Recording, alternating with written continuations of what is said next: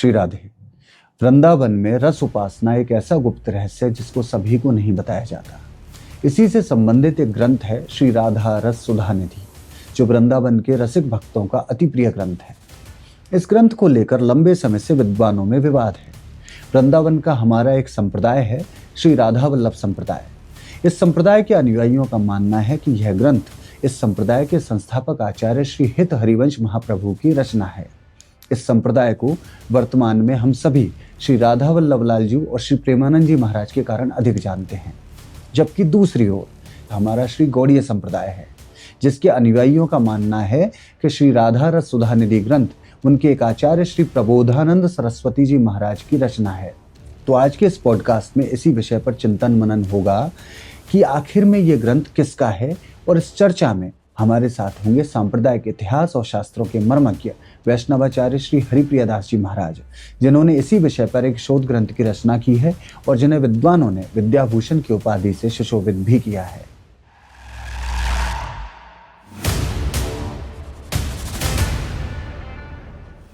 महाराज जी, वृंदावन में एक महान प्रसिद्ध संत हुए हैं श्री प्रबोधानंद सरस्वती पाद जी महाराज, और उन्होंने अनेकानेक संस्कृत ग्रंथों की रचना की। अनेक उनकी रचनाएं आज भी रसिकों का आस्वादन का विषय है। तो उनकी एक रचना है श्री राधा रस सुधा निधि। इसको लेके कई सैकड़ों वर्षों से एक विवाद चला आ रहा है। हमारा जो श्री हित संप्रदाय है, उसके जो अनुयायी हैं वो ये मानते हैं कि ये ग्रंथ उनके जो आचार्य हैं श्री हित हरिवंश उनकी रचना है। दूसरी ओर गौड़ीय संप्रदाय जो हमारा है वो ये मानता है कि ये रचना श्री चैतन्य महाप्रभु के परिकर पार्षद श्री प्रबोधानंद जी महाराज का ग्रंथ है। अब इसको लेके काफी समय से विवाद भी है, भिन्न भिन्न मत भी हैं, पर सही मत क्या है ये हमें ज्ञात नहीं। दूसरी ओर आपने इसी विषय पर गहन शोध किया है और एक ग्रंथ तैयार किया है श्री रस सुधा निधि और श्री प्रबोधानंद। तो महाराज जी, ये विवाद क्या है, ये विषय क्या है, इस पर थोड़ा सा प्रकाश आप डालने की कृपा करें। श्री गुरुभ्यो नमः।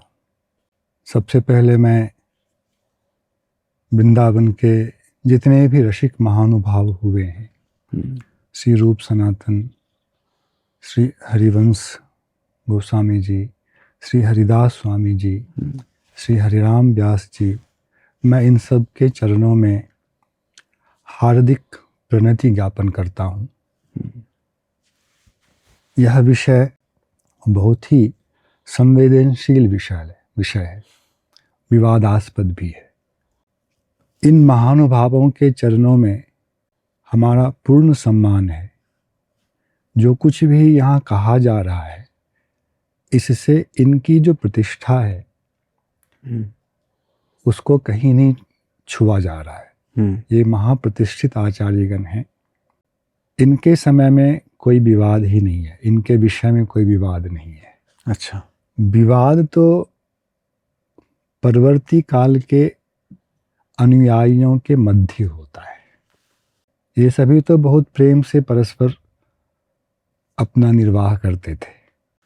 इन लोगों का जो आचार्यत्व काल है, यह मुख्य रूप से 16वीं शती अर्थात 1515 से लेकर के 1600 तक के मध्य का हम माने। इसी बीच में रूप सनातन, हरिवंश गोस्वामी जी, हरिदास स्वामी जी, ये सब वृंदावन के प्रसिद्ध आचार्य रहे हैं। आचार्यों के गोलोक गमन, नित्यधाम गमन के पश्चात अनुयायियों के मध्य अपने अपने संप्रदाय की उत्कर्षता को सिद्ध करने के लिए जो उद्यम किया जाता है, किया गया है, यह विवाद उसका परिणाम है। अच्छा, और इस उद्देश्य के लिए इतिहास में कुछ उलटफेर करने का भी प्रयास किया जाता रहा है। यह दुख का विषय है, किंतु यह एक कटु सत्य है। जब आप वृंदावन के तत्कालीन साहित्यों का अध्ययन करेंगे तो इन आचार्यों के अनुयायियों के लेखन में ये विषय हैं, इसका बहुत विस्तार से प्रतिपादन इस ग्रंथ में किया गया है। श्री हरिवंश गोस्वामी जी एक बहुत अच्छे रसिक संत आचार्य थे। हरिवंश जी, हरिदास जी और हरिराम व्यास जी, ये तीनों परम मित्र थे। अच्छा। इसलिए ये तीनों हरित्रयी के नाम से जाने जाते हैं। इनमें श्री हरिराम व्यास जी ये भी गौरीय संत हैं। अच्छा, जो जुगल किशोर जी के जो उपासक हैं। हाँ, जिनके उपास्य श्री युगल किशोर जी थे, ये हरिराम व्यास जी ये भी गौरीय संत ही थे। जिस परंपरा में श्री चैतन्य महाप्रभु आए हैं, उसी परंपरा की एक शाखा में श्री व्यास जी भी आचार्य हुए हैं। अच्छा। परंतु दुर्भाग्य का विषय है कि श्री व्यास जी को भी श्री हरिवंश संप्रदाय के सज्जनों ने श्री हरिवंश जी का शिष्य सिद्ध करने का बहुत प्रयास किया है। इससे संबंधित साहित्यों की रचना की गई है। इसी प्रकार यह भी दुर्भाग्य का विषय है कि स्वामी श्री हरिदास जी को भी, जो बांके बिहारी जी के आविर्भावक आचार्य हैं, उनको भी श्री हरिवंश गोस्वामी जी का शिष्य सिद्ध किया गया है। जबकि मूलतः ये दोनों उनके मित्र और समकालीन परम रसिक हैं। और श्री प्रबोधानंद जो कि इन तीनों रसिकों के भाव गुरु हैं। अच्छा। इनको भी परवर्ती काल में श्री हरिवंश जी का शिष्य सिद्ध करने का प्रयास किया गया है।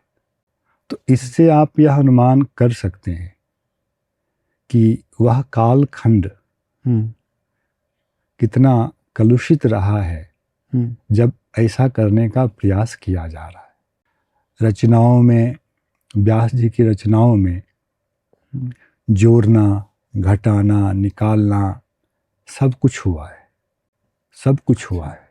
हरिराम व्यास जी हरिराम व्यास जी इन तीनों में से सबसे अधिक रचना व्यास जी की है। श्री हरिवंश जी की रचना बहुत न्यून है। 84 पदों का एक संग्रह है जिसको हित चतुरासी कहते हैं। इसके अतिरिक्त स्फुटवाणी के नाम से एक संग्रह है जिसमें 26-27 पद हैं।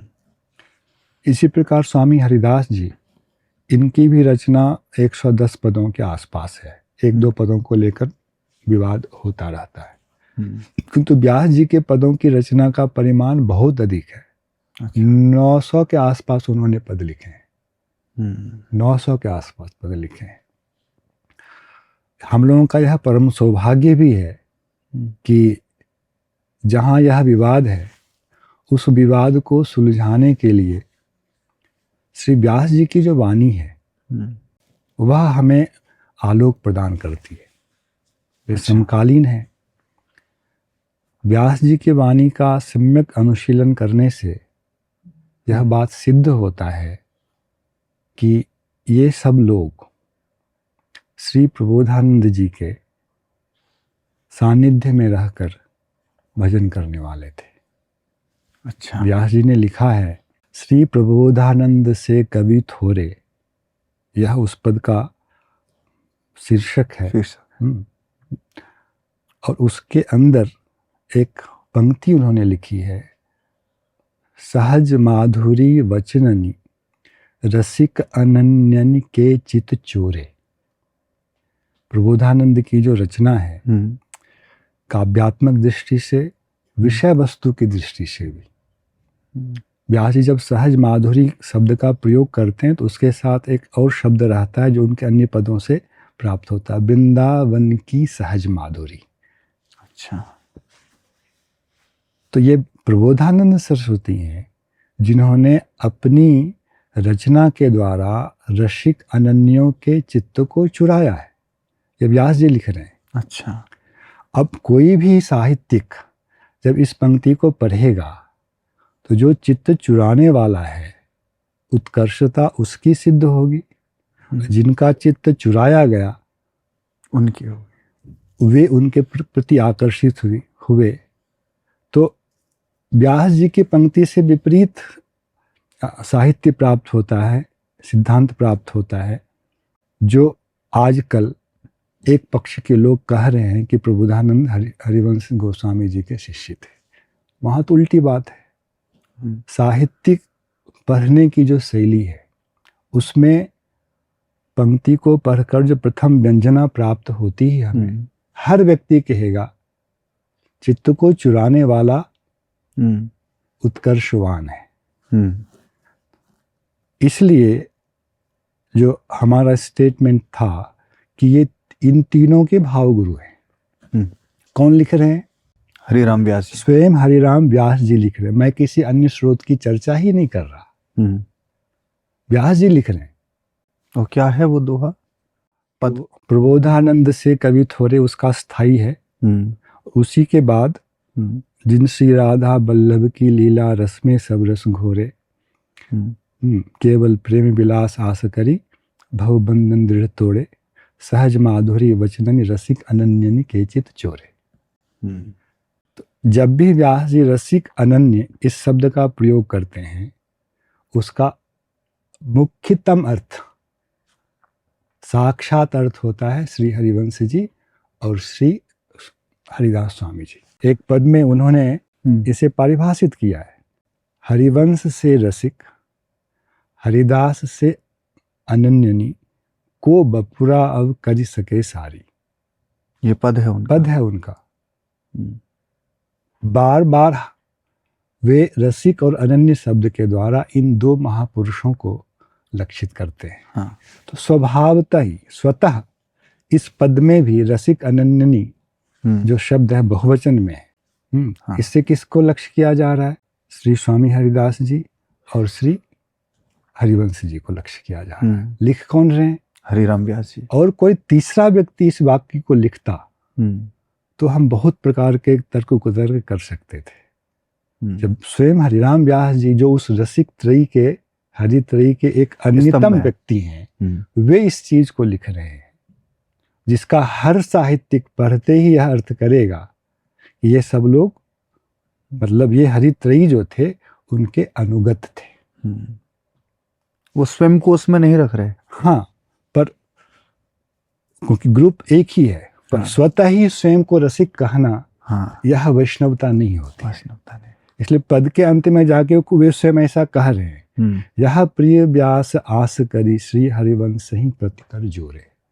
मेरी भी यह अभिलाषा है और इसके लिए मैं श्री हरिवंश जी के प्रति हाथ जोड़ता हूं।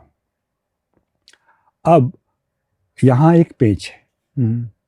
कुछ लोगों ने इसका अर्थ ऐसा कर दिया मानो जो पद की अंतिम पंक्ति होती है उसमें जो नाम होता है वो केवल एक नाम होता है, अर्थ वाक्य के अर्थ में उसका प्रयोग नहीं होता, लेखक का नाम है। इस तरह से यहाँ अर्थ क्या हो जाता है?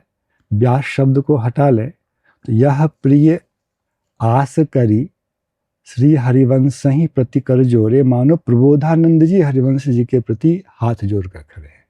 इस प्रकार का अनर्थ पद का एक पक्ष करता आ रहा है, किंतु यह कितना बड़ा अनर्थ है उस पद से सिद्ध होता है।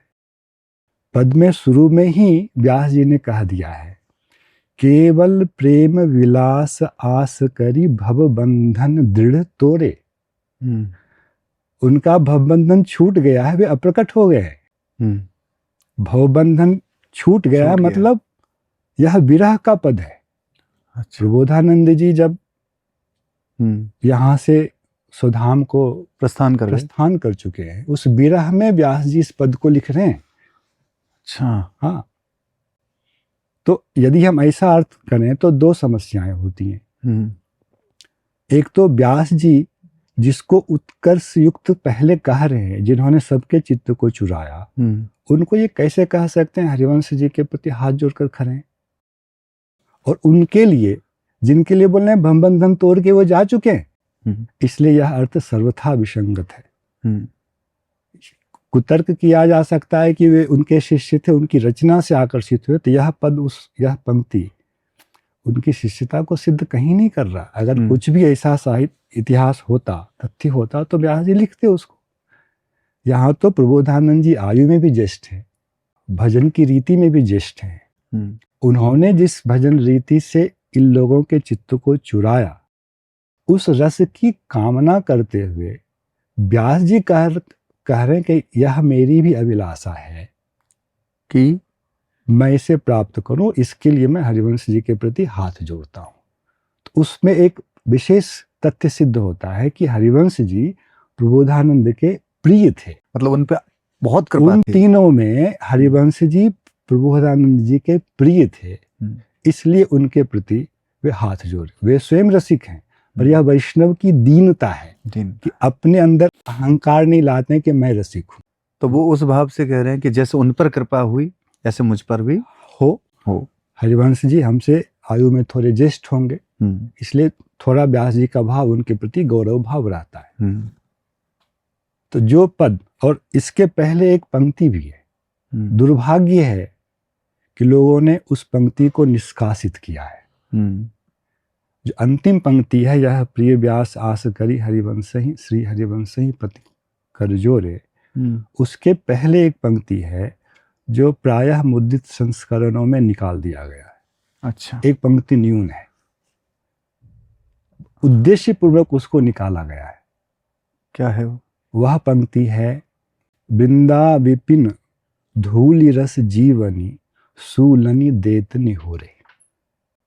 और यह पाठ हमें श्री हरिवंश संप्रदाय के ही किसी ग्रंथ में एक अच्छे लेखक के द्वारा लिखा हुआ प्राप्त हुआ। एक पोथी में भी प्राप्त हुआ, जो जहां इस पद को उद्धृत किया गया है। एक पंक्ति न्यून तो है ही, उसकी आवश्यकता है। और यह प्रिय व्यास, जो यह शब्द है, वह साक्षात बोल रहा है इसकी पिछली पंक्ति में कुछ होना चाहिए। इस पंक्ति का अर्थ है, जिस पंक्ति को लुप्त किया गया है, वृंदा विपिन धूलि रस जीवनी सूलनी देत निघोरे। वृंदा विपिन धूलि रज और रस, यह जिनका जीवन है। यह प्रबोधानंद जी के लिए भी जा सकता है, अथवा इन रसिकों के लिए भी जा सकता है। मुख्य शब्द जो है, अगला शब्द है सूलनी। सूल शब्द का अर्थ होता है दुख।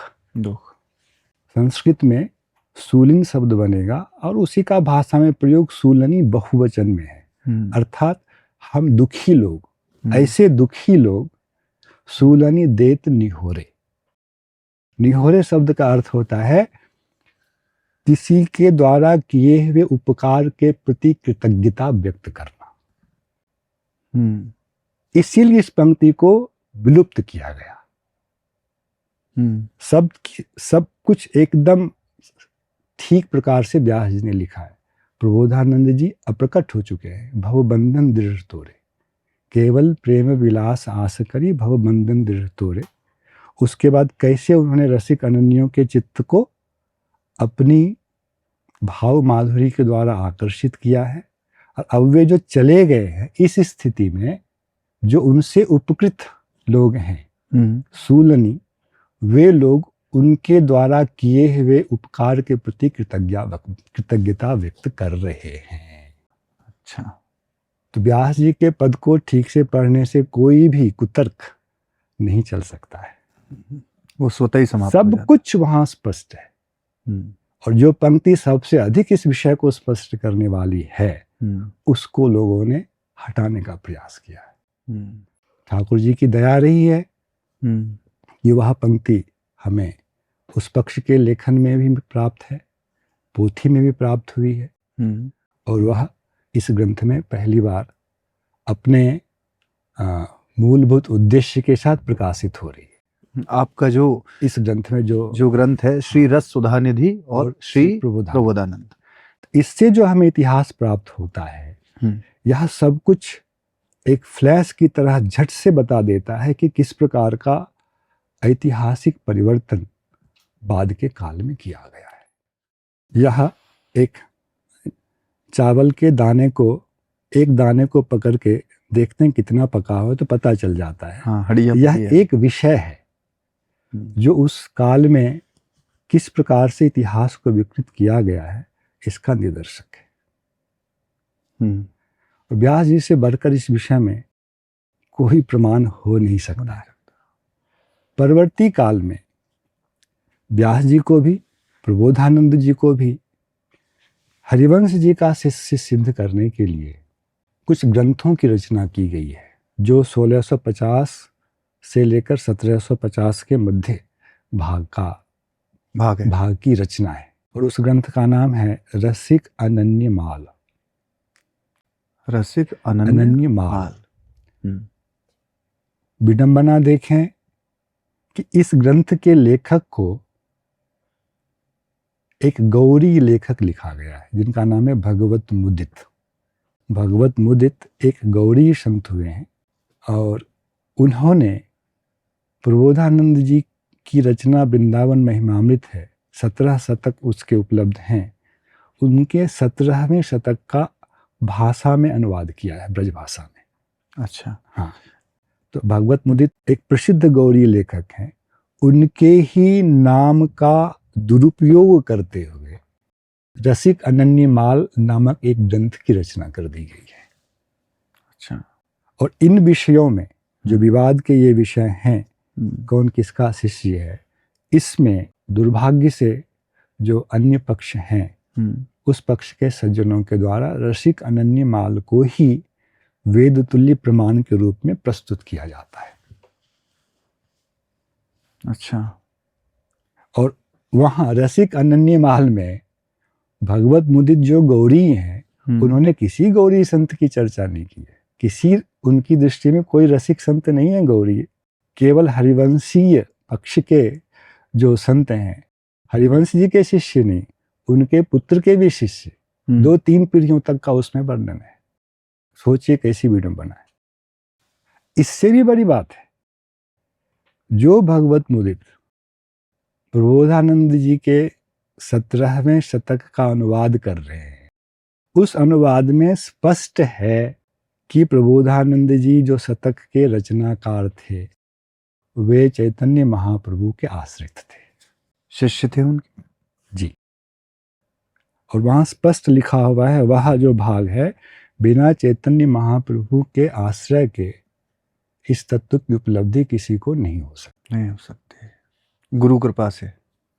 क्योंकि उस तत्व के मुख्यतम मतलब प्रसारक, प्राकट्यकर्ता मूल में चैतन्य महाप्रभु हैं। अच्छा। वृंदावन शतककार की दृष्टि से और उसके अनुवादक की दृष्टि से उन्हीं प्रबोधानंद को, जिनको वे गौराश्रित लिख रहे हैं, चैतन्य महाप्रभु के आश्रित, अपने शतकानुवाद में रसिक अनन्य माल में वही प्रबोधानंद क्या बन जाते हैं? हरिवंश जी के शिष्य बन जाते हैं।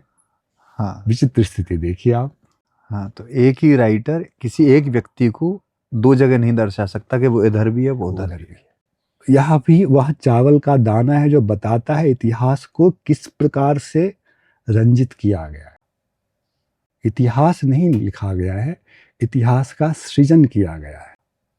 और यह सब विषय व्यास जी की वाणी से बहुत विषयों में और स्पष्ट हो जाता है। समय नहीं, उस तरफ हम नहीं जा सकते। मुख्य बिंदु को जो लेखक वृंदावन शतक के अनुवाद करते समय चैतन्य महाप्रभु की प्रतिष्ठा जैसी वहाँ है, वैसी प्रतिष्ठा करते हुए प्रबोधानंद जी को गौराश्रित, चैतन्य महाप्रभु का आश्रित लिखा और लिख दिया है। बिना आश्रय, बिना गौर के आश्रय के किसको जो उपलब्धि हो सकती, वे ही अन्यत्र उनको हरिवंश जी के आश्रित लिख दे, यह संभव नहीं। ऐसा विरोधाभास है जिसका कोई समाधान उन लोगों के पक्ष से नहीं हो सकता है। और ऐसा है, और वही ग्रंथ इन सभी अपतथ्यों के लिए प्रामाणिक है। अच्छा। वस्तुतः रसिक अनन्य माल यह एक सर्वथा आरोपित ग्रंथ है। मनमाना इतिहास लिख करके एक गौरी संत के नाम से आरोपित कर दिया गया है। क्षेपक है, पूरा क्षेपक होता है ग्रंथ में कुछ अंश घुसा देना। अच्छा, यहाँ तो पूरा ग्रंथ ही जाली है। जाली। लिखा किसी और ने, लेखक का नाम डाल दिया एक गौरी का कि उसकी प्रामाणिकता बढ़ जाए। डाला भी उस लेखक का जो अपने पूर्व ग्रंथ में उन आचार्य को, प्रबोधानंद जी को चैतन्य महाप्रभु का शिष्य बता चुके हैं और उस रस के मूल स्रोत के रूप में चैतन्य महाप्रभु की प्रतिष्ठा कर चुके हैं। और भी कई तथ्य वहां वे अपने पिता का स्मरण एक महान रसिक के रूप में करते हैं। वहां है, ग्रंथ के आरंभ में है, अंत में भी है, किंतु रसिक अनन्यमाल लिखते समय उनके नाम की गंध नहीं, कहीं नहीं है, कहीं। अच्छा, तो यह एक इतना बड़ा साहित्यिक अत्याचार हुआ है। और उनके पिता कौन है? उनके पिता श्री माधव मुदित जी हैं। अच्छा, वे भी बहुत अच्छे कवि थे। तो वो अपनी रचनाओं में उनका उल्लेख समय समय पर करते हैं। वृंदावन शतक का जो अनुवाद है उसमें प्रारंभिक मंगलाचरण में भी अपने पिता माधव मुदित जी और अपने गुरु श्री हरिदास जी, एक अच्छा। हरिदास जी हैं जो वृंदावन में, जो गोविंद देव जी मंदिर जयपुर में हैं, ये जब वृंदावन में थे तो गोविंद देव जी के सेवक थे। अच्छा, वो इन बिहारी जी वाले हरिदास जी से भिन्न थे। वे गौरी थे, वो गौरी थे। उनके शिष्य हैं भगवत मुदित जी। तो उन्होंने अपने पिता गुरु का स्मरण वहां किया, किंतु इस नकली रसिक अनन्यमाल में उनका भी नाम नहीं है रसिक के रूप में, स्मरण तक नहीं। और यही इन लोगों के लिए परम प्रमाण है। सारा जो लट्टू नाच रहा है उसका ध्रुव रसिक अनन्यमाल है। अच्छा, तो आपका जो ग्रंथ है उसमें और भी जो जितने भी प्रमाण हैं उन सबको संकलन किया? बहुत विषय विस्तृत है, उन सबका विस्तार यहाँ संभव नहीं है। बाकी ग्रंथ में है एक भूमिका दी। हाँ, ग्रंथ में तो हर विषय, हर अप प्रमाण, हर अप तथ्य सबका निराकरण किया। मतलब इस विषय में जितने भी मतभेद या प्रमाण उपस्थित हो सकते हैं, जो उन लोगों के पक्ष से जो कुछ भी लिखा गया है सबका संग्रह निरपेक्ष होकर किया है, इधर से भी और उधर से भी, और निरपेक्ष होकर के ही जो प्रमाण वास्तविक है। जैसे व्यास जी की वाणी के समक्ष कोई प्रमाण खड़ा नहीं हो सकता है। व्यास जी क्या लिख रहे हैं, उस समय की स्थिति क्या है, व्यास जी से बढ़कर कोई इस विषय में प्रामाणिक नहीं हो सकता। उससे सब चीज को सिद्ध किया। जैसे प्रबोधानंद के विषय में सिद्ध किया। प्रबोधानंद आयु में हरिवंश जी से ज्येष्ठ हैं, योग्यता में ज्येष्ठ हैं, उनके रहते हुए प्रकट हो गए हैं। ये सब लोग उनसे उपकृत हैं। सूलन देत निहोरे से स्पष्ट कहा है, और उनके विरह से व्यतीत हैं। और उधर भगवान मुदित जी उस प्रबोधानंद को लिख ही रहे हैं कि वे चैतन्य महाप्रभु के आश्रित हैं। उनको फिर से हरिवंश जी का आश्रित लिख देना, और यह प्रिय व्यास आस करी हरिवंश श्री हरिवंश ही प्रतिकर जोरे, इस पंक्ति को यह कहते कि प्रबोधानंद जी जो अप्रकट हो गए वो हरिवंश जी के प्रति हाथ जोड़कर खड़े इसलिए शिष्य हो गए। इस प्रकार का साहित्यिक कदर्थ इसको मान्य हो सकता है। और क्या व्यास जी इस प्रकार का एक वैष्णव अपराध मूलक विषय लिख सकते? अब इस तथ्य को सुनकर किसी को आहत होने की आवश्यकता नहीं। सत्य के प्रति हमारी निष्ठा होनी चाहिए, इससे किसी आचार्य की अवमानना नहीं होती है। रसिक अनन्यनी शब्द के अंतर्गत स्वामी श्री हरिदास जी भी हैं, और उनके भी चित्त को चुराया प्रबोधानंद ने। यह व्यास जी जब लिख रहे हैं, इसके विरुद्ध हम उनके विषय में भी कुछ प्रतिपादित करने का प्रयास करेंगे तो वह इतिहास की विकृति कहलाएगी। अब प्रबोधानंद जी का व्यक्तित्व जब भी आएगा तो रस सुधा निधि वहां अनिवार्य रूप से उपस्थित होगा ही। तो प्रश्न है कि यदि व्यास जी प्रबोधानंद जी के इस पद को लिख रहे हैं तो क्या रस सुधा निधि यहाँ उपस्थित है, या हरिवंश जी ही इसके लेखक हों? तब भी रस सुधा निधि ऐसा ग्रंथ है जिसके वर्णन के बिना उनके व्यक्तित्व का प्रदर्शन पूर्ण नहीं हो सकता है। हाँ। यह ऐसा ग्रंथ है। इसीलिए इसको लेकर के छीना झपटी का खेल खेला जा रहा है। अच्छा, मतलब भगवत मुदित जो है उनके नाम से जो ग्रंथ लिखा गया, हाँ, यदि ये माने कि श्री हित हरिवंश जी आचार्य जो हैं उन्होंने ये श्री राधा रस सुधा निधि अगर लिखा हाँ। तो वो उस ग्रंथ में उनके साथ इसका वर्णन जरूर करते, अवश्य करते, क्योंकि ये ग्रंथ इतना सर्वोपरि है कि इसके यहाँ थोड़ा सा समय, रसिक अनन्यमाल में हम्म, श्री हरिवंश गोस्वामी जी का चरित्र नहीं है, नहीं है। नहीं है। अच्छा, उनके तथाकथित शिष्यों का चरित्र है, हरिवंश गोस्वामी जी का चरित्र उसमें नहीं है। अच्छा, पर उसके साथ एक तथ्य यह भी है कि स्वयं रसिक अनन्यमाल ने हरिवंश गोस्वामी के शिष्यों में से किसी को नहीं लिखा है कि वे कोई राधा रस सुधा निधि का आस्वादक था, पढ़ने वाला था, उसमें निष्ठावान था। अच्छा, 36-37 भक्तों के चरित्र हैं, किसी भक्त के चरित्र में राधा रस सुधा निधि उपस्थित नहीं होता है।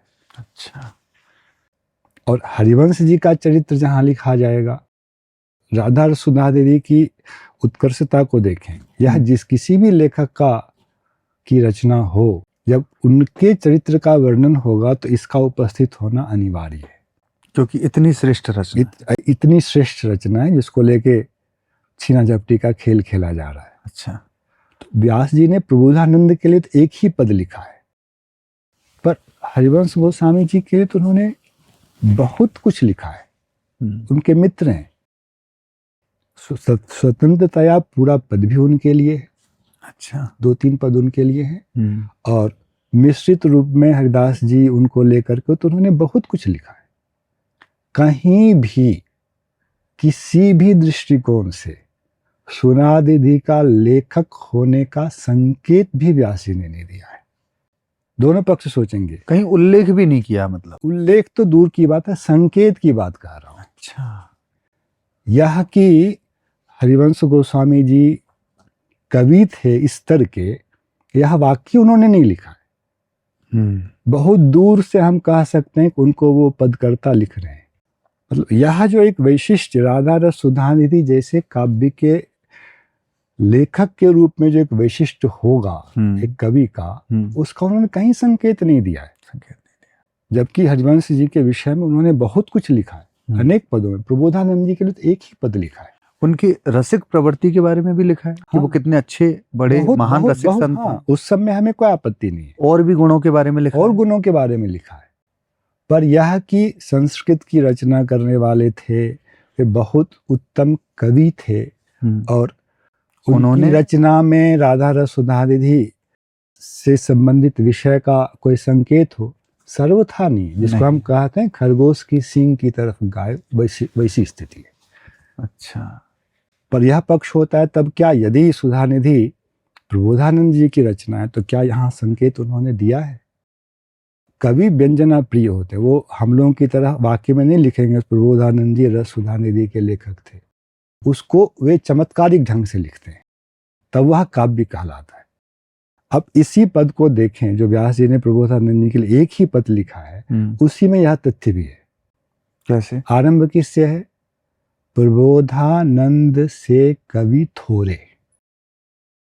इन जैसे कवि बहुत कम है। प्रबोधानंद जी के व्यक्तित्व में सबसे पहले किस चीज का प्रदर्शन हुआ? उनके कवित्व का। कवित्व का। एक महान लेखक है, एक महान लेखक है। और ऐसे लेखक जो बहुत कम है, ऐसे लेखक बहुत कम ऐसे लेखक है। उसके समकक्ष किसको वे लाएंगे? रूप सनातन और जयदेव गोस्वामी। उनकी रचना में बस, हाँ, उनके समकक्ष नहीं ला रहे, इसलिए थोड़े शब्द उन्होंने लिखा है। बहुत सुंदर है व्यास जी की वाणी में तथ्यों का संकलन। रूप सनातन के समकक्ष प्रबोधानंद को नहीं लाते हैं, जयदेव गोस्वामी के समकक्ष भी नहीं लाते हैं। अच्छा। उनको छोड़ करके बोल रहे प्रबोधानंद के समान कोई नहीं, कोई कवि नहीं। तो कवि लिखा है तो कवि के कवित्व का जो विषय होगा उसका भी तो वर्णन होगा उस पद में, होना चाहिए। साहित्य की मर्यादा कहती है। तो ठीक से पंक्तियों का अवलोकन करें। प्रबोधानंद से कवि थोरे, जिन श्री राधा बल्लभ की लीला रस में सब रस घोरे।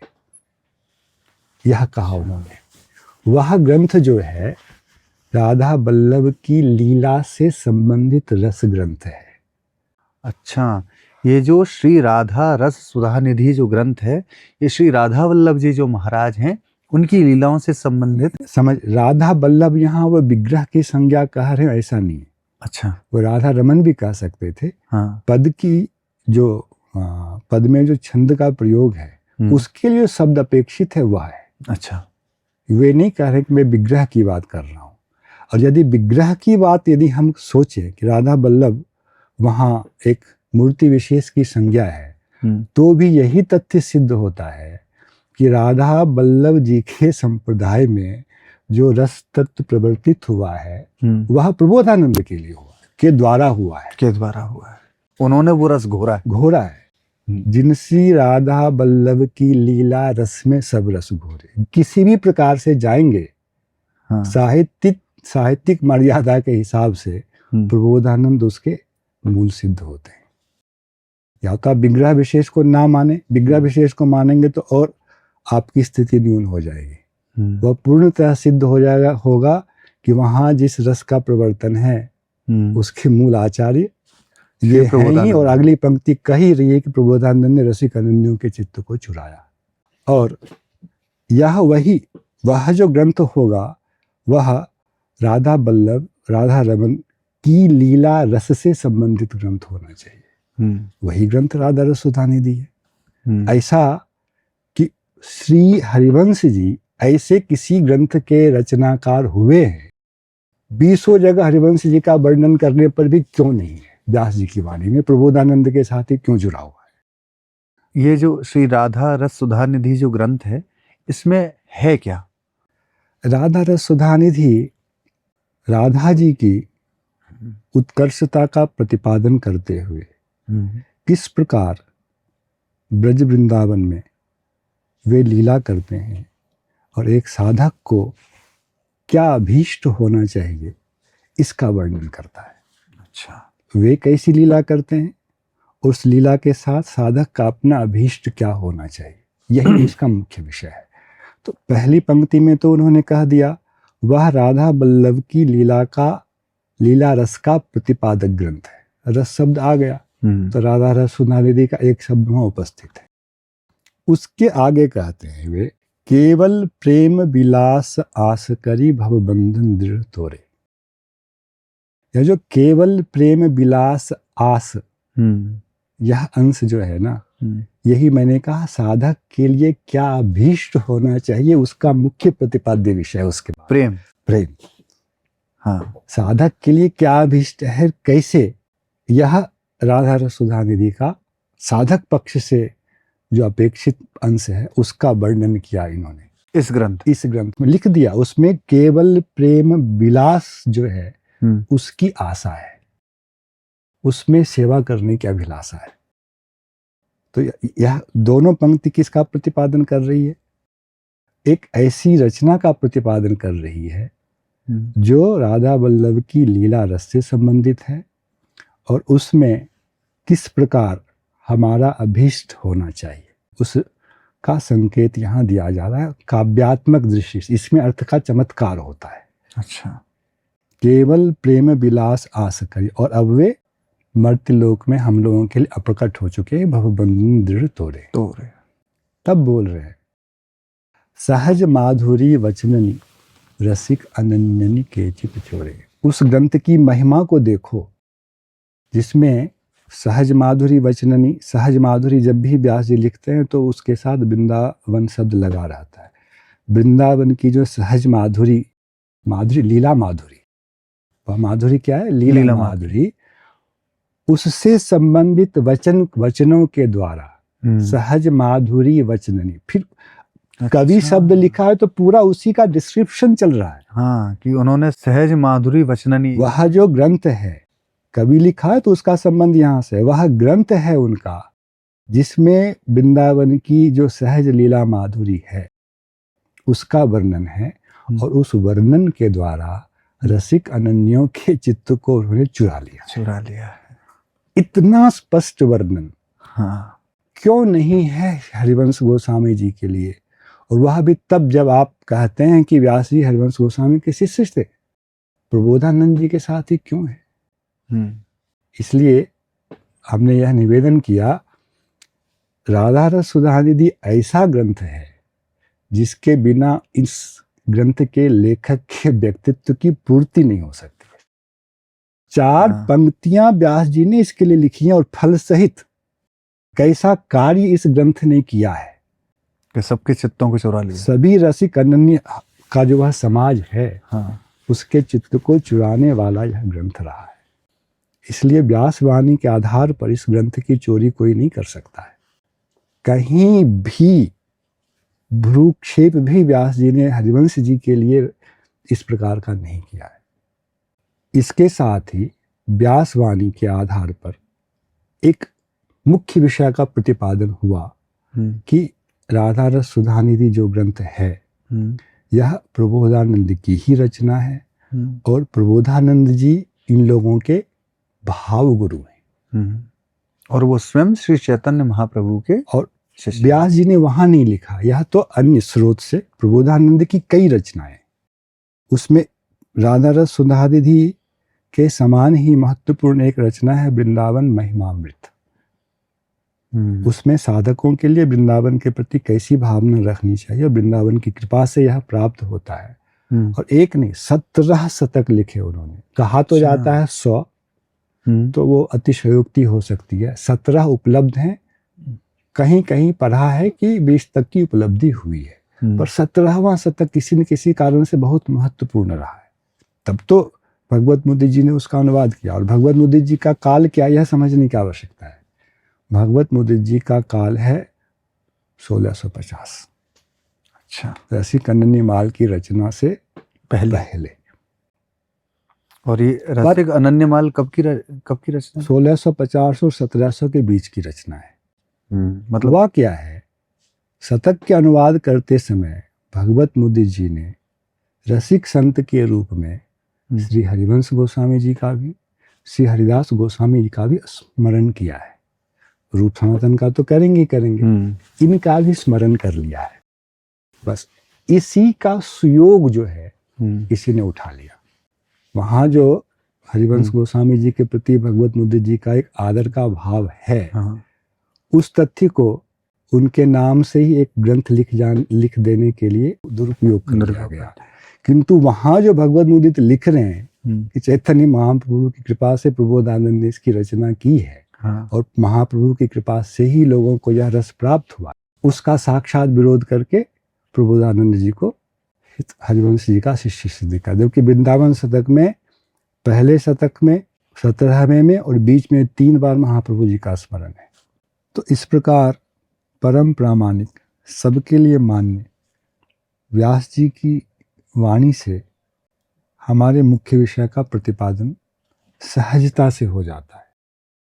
कोई व्यक्ति कुतर्क करना चाहे तो कुतर्क के अनेक आयाम हो सकते हैं, किंतु व्यास जी ने बहुत चतुराई से किसी भी प्रकार के कुतर्क की संभावना का भी निराकरण कर दिया है। पहली 4 पंक्ति तो इसी के निरूपण में है कि प्रबोधानंद जी ने राधा और सुधा निधि की रचना की है। बाकी सब लोग उनसे उपकृत हुए हैं, अब वे प्रकट भी नहीं है। प्रबोधानंद जी गोलोक धाम जा चुके जी के प्रकट रहते ही इस मर्त्यलोक से अंतर्हित हो चुके हैं। देखिए क्या विडंबना है। प्रबोधानंद को हितजिका से सिद्ध करने के लिए उन लोगों को बहुत पापड़ बेलना पड़ा है, क्योंकि वृंदावन महिमामृत इसकी अनुमति नहीं देता है। वृंदावन महिमामृत में पहला श्लोक जो है उसमें महाप्रभु का नाम है, 17वें शतक में महाप्रभु की वंदना है, 2-3 बार है। आगे महाप्रभु के द्वारा प्रवर्तित हरे कृष्ण महामंत्र में अपनी निष्ठा का वर्णन है। कितनी जगह आप उपद्रव कर सकते हैं? नहीं कर सकते। और यह एक तथ्य है, जो वृंदावन महिमामृत का लेखक है वह अवश्य ही राधा रस सुधा निधि का लेखक हो सकता है, कहीं कोई विरोध नहीं है। अब हमारे सामने राधा सुधा निधि बीच में है, एक व्यक्तित्व है श्री हरिवंश गोस्वामी जी और दूसरे श्री प्रबोधानंद जी। राधा रस सुधा निधि को छोड़ के भी तो रचनाएं हैं। अब उनकी अपनी अपनी रचनाओं से राधा सुधानिधि का तादात्म्य किससे बनता है, यह प्रसंग है। लेखन शैली से, लेखन कवित्व की शैली से, विषय के प्रतिपादन से। और उनका कवित्व की शैली क्या है? इससे उसका निरूपण होगा। यदि विवाद तो है नहीं, फिर भी यदि विवाद आप कर रहे हैं तो मुख्य आधार यही बचता है, भाषा शैली। भाषा शैली। विषय क्या है? तो इन लोगों को के सामने एक समस्या आई कि महिमामृत तो स्पष्ट महाप्रभु चैतन्य महाप्रभु के शिष्य की रचना का उद्घोष कर रहा है और 16 आने उसका तादात्म्य राधा रस सुधानिधि से। तो राधा रस सुधानिधि श्री हरिवंश जी की रचना है और उसका तादात्म्य वृंदावन महिमामृत से हो रहा है। यह तभी वे सिद्ध कर सकते हैं जब वृंदावन महिमामृत के लेखक को हरिवंश जी का शिष्य सिद्ध करें। तो उनको एक रास्ता मिलता है कि हाँ, समानता इसलिए है क्योंकि वो हरिवंश जी के शिष्य थे। और जबकि हैं वो किसके शिष्य? वो तो महिमामृत ग्रंथ कहता है कि महाप्रभु के शिष्य हैं, वो चैतन्य महाप्रभु के। चैतन्य महाप्रभु।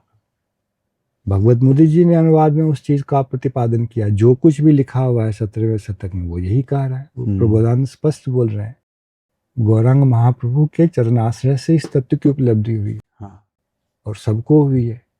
तो इसके लिए उनको यह एक संकीर्ण मार्ग अपनाना पड़ा है कि किसी भी छल बल से प्रबोधानंद को हरिवंश जी का शिष्य सिद्ध किए बिना हम राधा रस सुधानिधि को हरिवंश की रचना के रूप में प्रस्तुत कर ही नहीं सकते, क्योंकि वह इतना आप उसमें तादात्म्य प्राप्त है।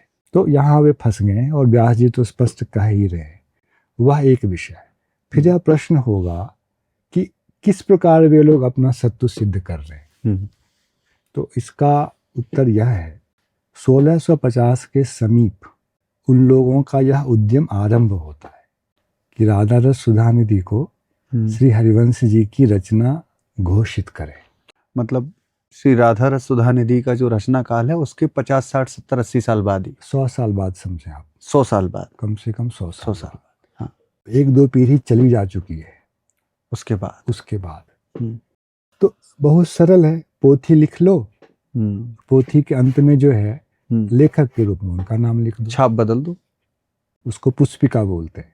अच्छा, पुष्पिका संस्कृत भाषा में उसको पुष्पिका बोलते हैं। अच्छा, हिंदी में छाप बोलते हैं, संस्कृत छाप जो है ग्रंथ के हर पद के अंत में जो नाम दिया हो उसको छाप कहते हैं। ठीक है। या ग्रंथ के अंत में जो लेखक का वर्णन करता है, इति श्रीमद राधा रस सुधानिधि हरिवंश गोस्वामी ना विरचिता, इस तरह का जो वाक्य होता है उसको पुष्पिका बोलते हैं। तो लिख लो, पोथी लिख लो, पुष्पिका में लिख दो कि हरिवंश जी की रचना है। उसका खूब वितरण कर दो। यह किया गया है। इसलिए राधा रस सुधानिधि की पोथियों की जो संख्या है वह हरिवंश जी के नाम से बहुत अधिक प्राप्त होती है। अच्छा।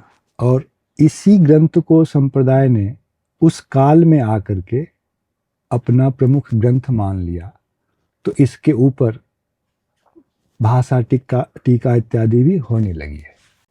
तो यह 1650 के आसपास की घटना है, जब पोथियां लिख करके पुष्पिका में कि यह श्री हरिवंश जी की रचना है और उसका काफ़ी प्रसार किया गया और लोगों ने इस पर टीका टिप्पणी वहाँ आरंभ होती, वहाँ अधिकता नहीं। अच्छा। टीका टिप्पणी की अधिकता जाकर के 18वीं शताब्दी के मध्यकाल में होती है। उसमें कुछ है, 1-2 कुछ है उसके ऊपर। यदि हरिवंश जी ने इसकी रचना की तो हरिवंश जी की जो तात्कालिक पीढ़ी रही है तुरंत बाद वाली, वहाँ इस ग्रंथ का कहीं उल्लेख क्यों नहीं है? हमारे ऊपर यह प्रश्न ही नहीं बनता है।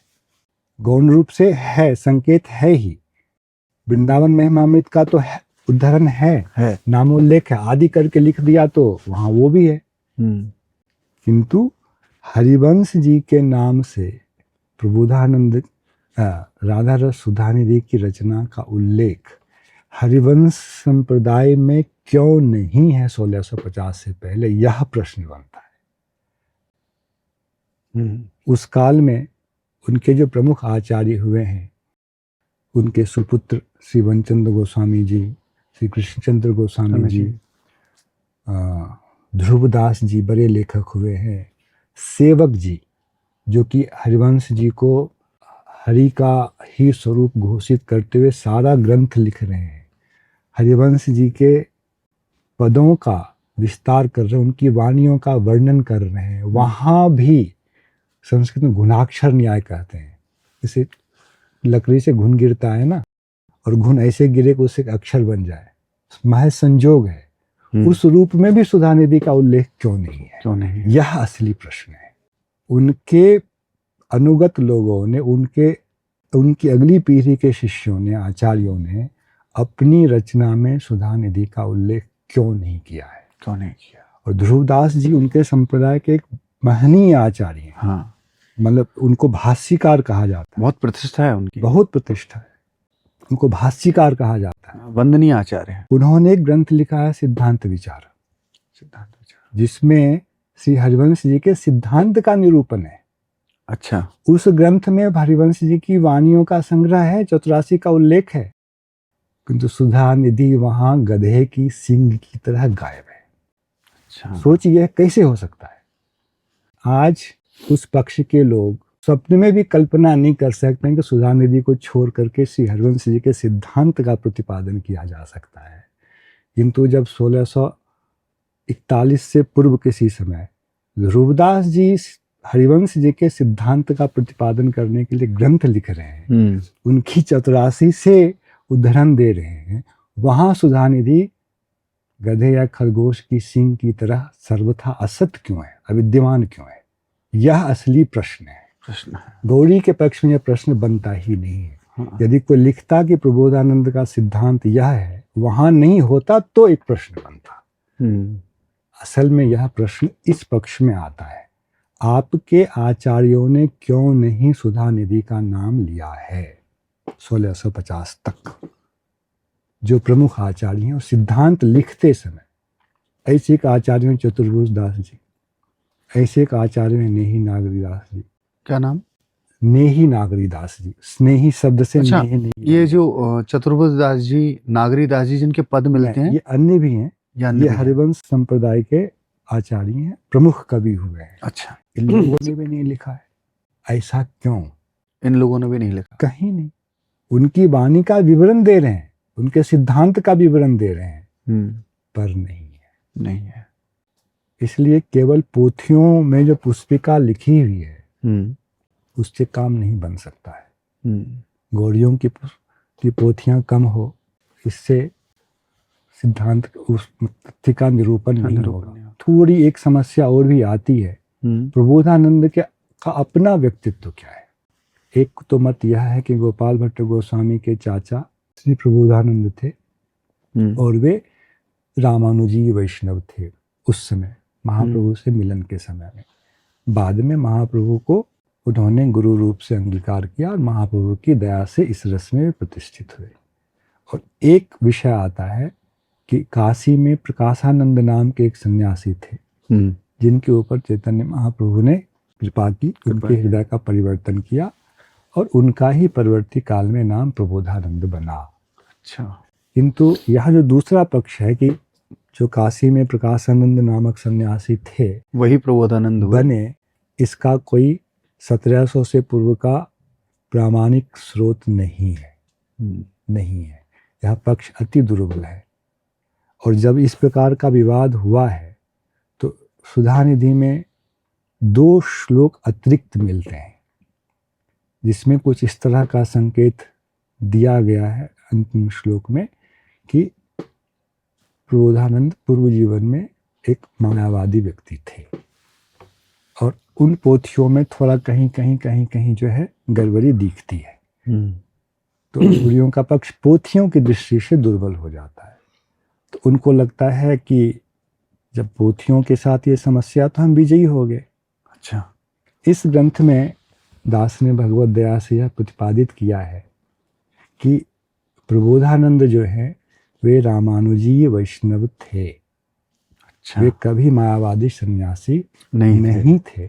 और वह जो श्लोक है जिसको जोड़ा गया है अलग से, उसके बिना ही राधा रस सुधा निधि जो है यह उद्घोष करता है, यह प्रबोधानंद सरस्वती जिन्होंने चैतन्य चंद्रामृत की रचना की है उनकी ही रचना है। यह उस प्रबोधानंद की ही रचना है जिन्होंने वृंदावन में महिमामृत की रचना। बोला इतना तादाद में है।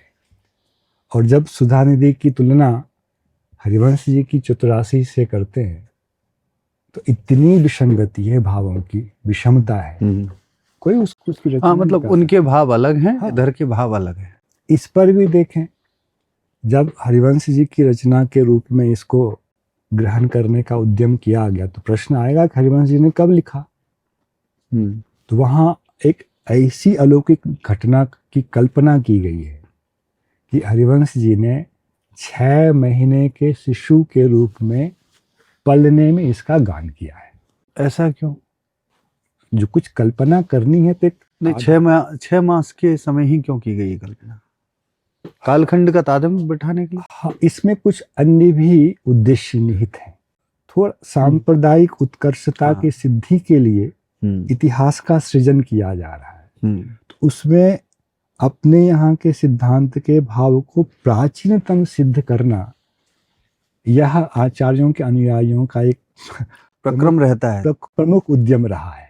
और सदैव से मतलब काफी समय से रहा है और सभी संप्रदायों में ऐसे चलता है। यह स्वाभाविक एक मानवीय प्रवृत्ति है। और ये हमारे केवल हित संप्रदाय की बात नहीं है, अन्य सभी संप्रदायों में ऐसे प्रयास, संप्रदायों में ऐसा चलता है। मैं इसका निवारण नहीं कर रहा हूँ, पर इतनी अलौकिक एक अक्षर हो। हमने तो तुलसीदास जी के विषय में सुना है कि हाँ राम राम उच्चारण किया। 270 श्लोक किसी ने उच्चारण किया 6 महीने के शिशु के रूप में, या तो और किया तो फिर उसका वर्णन क्यों नहीं है आपके साहित्य, प्रारंभिक साहित्य? हाँ, तो ये तो फिर इतनी अलौकिक घटना है कि अगर ऐसा होता तो बाद के पदों में जब महाराज श्री हित हरिवंश जी महाराज की स्तुतियां होती तो उनमें इसका संकलन, हर जगह इसका वर्णन होता।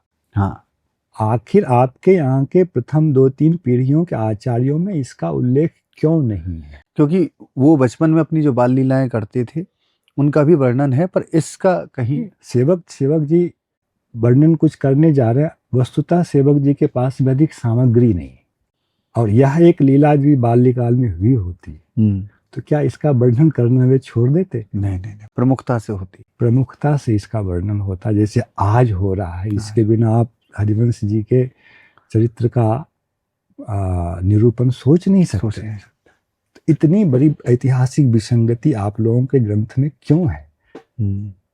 तो ये अनेक विषय हैं। उनके पक्ष के लोग यह प्रतिपादित करने का प्रयास करेंगे, करना पड़ेगा कि हमारे प्राचीन ग्रंथों में सुधा निधि का उल्लेख है। वहाँ हर जगह कुतर्क और कदर्थ का आश्रय लिया गया।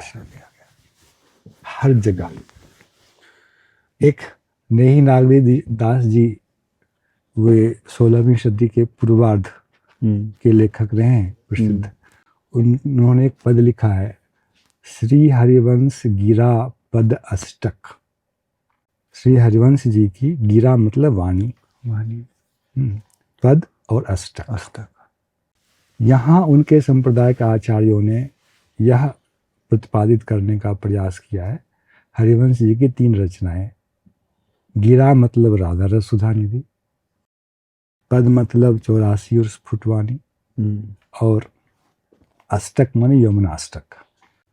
यहाँ यह विचारणीय है कि क्या श्री हरिवंश जी ने वस्तुतः संस्कृत में कोई रचना भी की है या नहीं की है।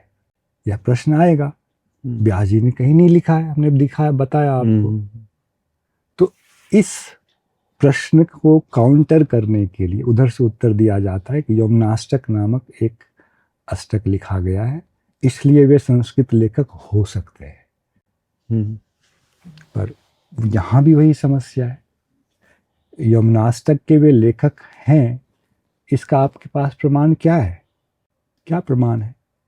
तो इस पद में, इस पंक्ति में जो अष्टक शब्द है उसको वो लोग कहना चाहते हैं यह जो है यमुनाष्टक है। और वस्तुतः नेही नागरी जी क्या लिख रहे हैं, श्री हरिवंश गिरा मतलब वाणी। इसका जो पिछला पद है उसमें गिरा और वाणी समानार्थक अर्थ। अच्छा, एक ही कई पदों में गिरा और वाणी को लेकर कोई विशेषता यहाँ है ही नहीं है जो ही आप नहीं। सुधानिधि बोल देंगे। पिछले प्रकरण से इस गिरा शब्द का जो अर्थ है वही चलेगा। तो हरिवंश जी की जो वाणी है वह पद अष्टक। तो यहाँ थोड़ी बुद्धि लगानी पड़ती है, मैंने कवि जो है अलग ढंग से रचना करते हैं। तो जब किसी संख्या का निरूपण करना होता है ना, तो साहित्य की एक रीति है, अंका नाम वाम तो गति। अंक को जब लिखते हैं तो उसकी गति वाम दिशा में होती है। हम जब लिखते हैं तो दाहिनी दिशा में लिखते हैं, पर अंक जब लिखना हो तो उसको हम बाईं दिशा में लिखते हैं। जैसे हमको लिखना हो 500, तो जब हम कविता में लिखेंगे तो इसको नहीं लिखेंगे, 5 के लिए एक प्रतीक शब्द पकड़ेंगे। जैसे पंचवान होता है तो हम लिख देंगे वान। अब शून्य है तो आकाश को शून्य कहा जाता है, तो वहां होगा वान शून्य शून्य, ये होना चाहिए। पर कवि की भाषा में जब लिखेंगे तो वहां लिखेंगे आकाश आकाशवान। पहले शून्य आकाश, फिर शून्य, हम बाईं तरफ चलेंगे, आकाश फिर वान मतलब 5, तो उसका अर्थ होगा 500। तो यहाँ ने नागदास जी ने असल में लिखा किया है पद अष्टक। पद मतलब पाद चरण, वह 4 की संख्या का प्रतीक होता है, और अष्टक 8 की संख्या का प्रतीक है। अंका नाम वाम तो गति से चलेंगे तो क्या आता है 4 8, बाईं ओर तो हो गया 84। अच्छा वे लिख रहे हैं 84 उनका ग्रंथ प्रसिद्ध है, उसको काव्यात्मक शैली से वे लिख रहे हैं। तो पद 2 नहीं माने जाएंगे, 4 माने जाएंगे। व्यवहार जो है एक श्लोक में 4 पाद होते हैं, चरण होते हैं। अच्छा श्लोक में, हाँ अच्छा वो वाले पद।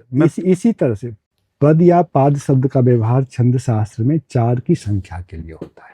अच्छा, जैसे बाण को मैंने कहा 5 की संख्या के लिए, वैसे ही पद पाद का अर्थ 4 में होता 4 संख्या होती है, 2 में नहीं। 2 में नहीं। मनुष्य को 2 है, पर बाकी गाय बैलों को तो 4 पांव है।